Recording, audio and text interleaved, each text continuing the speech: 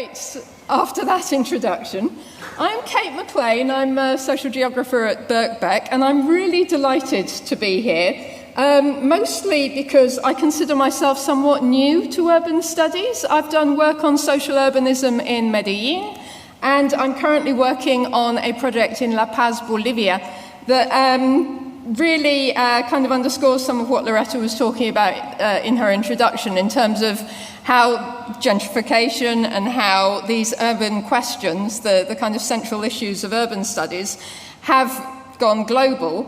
And in that sense, this has really been quite a relief to find this work. I consider myself primarily a gender scholar and also a development scholar. And ever since I first joined geography, which was in 2008 at King's, where I met Loretta as well, I've been really struck that particularly gentrification, I think urban studies more generally, but particularly gentrification, has been somewhat, I think there are kind of political, economic reasons for this as well as cultural reasons within the academy, but has been somewhat slow to open up its doors to experiences from other parts of the world. And that's exactly the issues that Loretta, Hun and Ernesto are addressing in this book and also the volume Global Gentrifications, the edited volume that comes out of this project. So in that case, I mean, it certainly helped me no end in terms of framing the projects that I'm currently working on to find work on gentrification that's opened up to experiences from other parts of the world, and that is not imposing itself in that sense, imposing its theoretical frameworks on those experiences, which is the explicitly stated aim of these volumes. It's interdisciplinary. I think Andy was referring to it in some senses as well. The kind of challenges of interdisciplinarity are made very explicit in this volume as well. So the challenges not only in terms of the epistemology behind different approaches and the politics behind different approaches, but again, the way that different areas of geography or different areas of scholarship tend to perhaps not be so welcoming to certain ideas. And again, there might be like political, economic, and simply historical reasons behind that. But those challenges are made explicit, which I quite liked about the book, actually, that came to the fore. But my comments today, I'm really going to base on my experiences as a gender scholar coming to this literature. And I thought I'd do that, partially because I'm up with the glitterati of urban studies, so I didn't really want to go for that angle, but also because I think gender studies has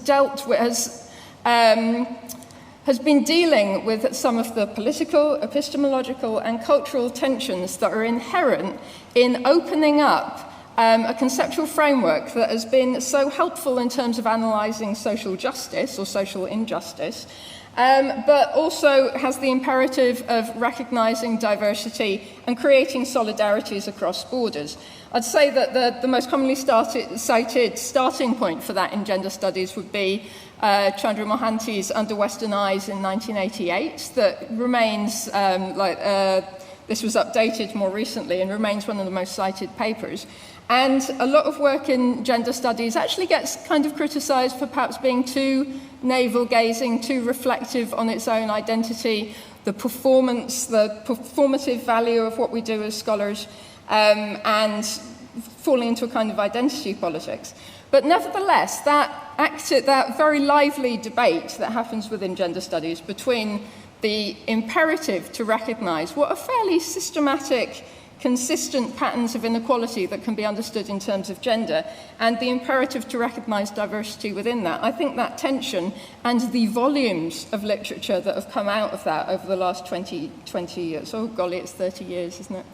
Yeah, the last 28 years, can be perhaps instructive to what I think, and I entirely agree with David here, is that this book is a starting point in terms of urban studies, or particularly gentrification literature, engaging with a more cosmopolitan set of case studies.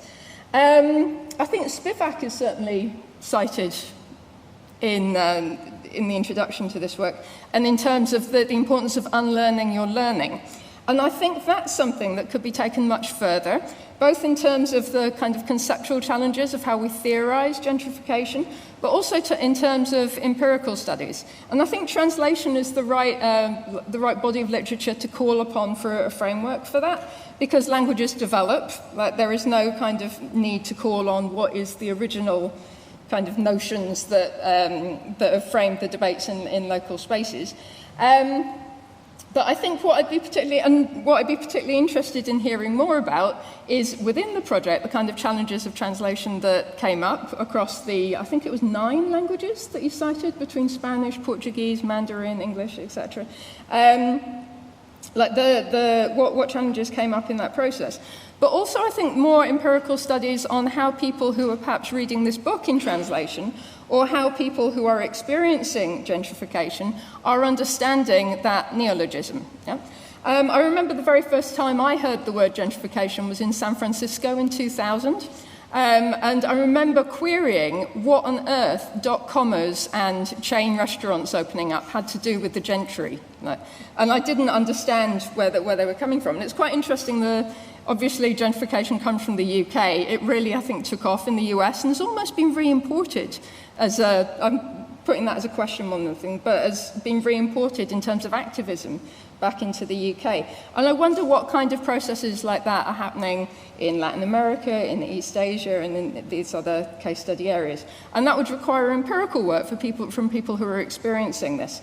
I also make that point because I'm really struck that when I interview professionals, like most recently in Bolivia, so professional architects in some cases, professional journalists, etc., that this word, in its various translations that you can have into Spanish, isn't familiar, and when it is familiar, the reference points still remain San Francisco and New York. Yeah?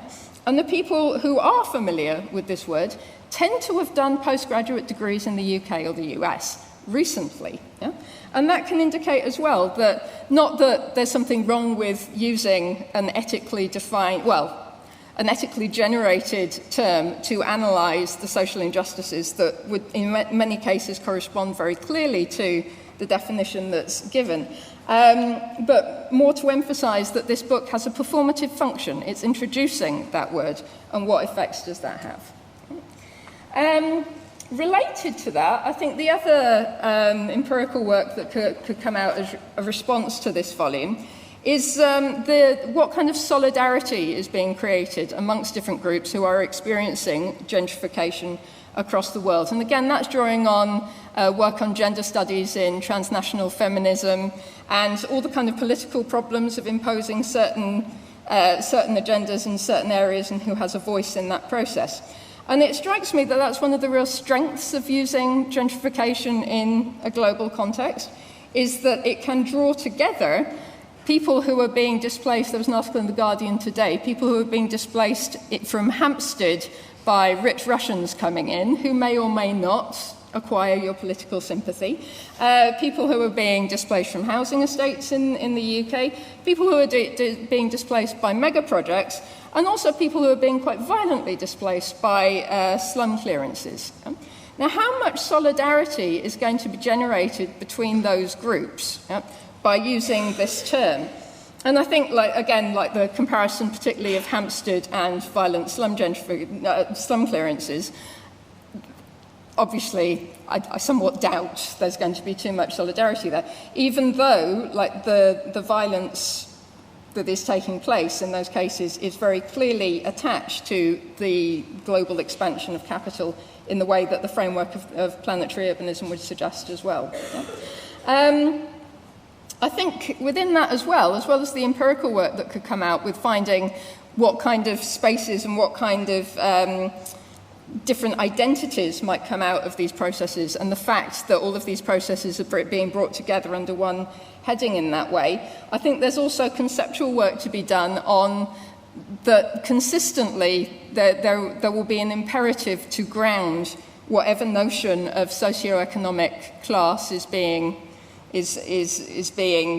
mobilized in a certain case study area as well. So the comment on political economy, I think that The critique of political economy is that it tends to be perhaps reductionist, economistic, and has universalizing tendencies. Well, in many cases, that is still the case, and I think that is still predominantly the case. And in a context where knowledge production remains, for all the problems with these terms, the knowledge production remains a very much north-south process. Yeah? There are spaces in which people from the global south are analysing these processes in the north, and I think that's something that this book opens up as well. But I think the example of Rachel Rolnick, who was a Brazilian scholar who was working for the UN, who came here to study the housing crisis and in particular the bedroom tax, and was consequently called a Brazil nut by government ministers, really highlights just how politicised this remains and how really the colonial patterns of knowledge production remain in place. And that's something that needs to be front and centre in any work, I think, that takes this on. Yeah? And so I think those are the kind of empirical projects that could be inspired from this volume. But I think underpinning them as well has to be a kind of reflection on the epistemology that's being employed here and the universal tendencies of particularly that idea of planetary gentrification. Yeah? And it's quite interesting, the first volume being called Global Gentrifications and the second being called Planetary. I think, calling as well to a particular theoretical framework and the, theoretical aims of that monograph. But planetary urbanism has been very criticised for precisely not being able to take into account the diversity of experiences and to almost render unperceivable counterexamples. Now, there's a huge debate there. There's a very interesting article that has just come out by Michelle Buckley and Kendra Strauss in Environment and Planning D, where they talk about the importance of recognising epistemological plurality on the basis of Lefebvre's work on the everyday, but the importance of recognising that there are other political, economic, material dynamics and cultural dynamics that give rise to identity and give rise to senses of belonging as well. And similarly, Linda Peake has criticised the notions of planetary urbanism and urbanism more generally as reinforcing modernising categories that mean that, for example, to include women's experience or a gendered experience of the city, you are calling on the concepts of private, public, reproductive, productive, etc., and that planetary urbanism reinforces that. So I think that that notion of planetary that is still being worked out, it's clearly, the key debate in many people's eyes, that notion that's still being worked out might run counter to some of the aims that are explicit in this volume of being able to take that diversity of experiences into account. Okay, I'll leave it there. Thank you.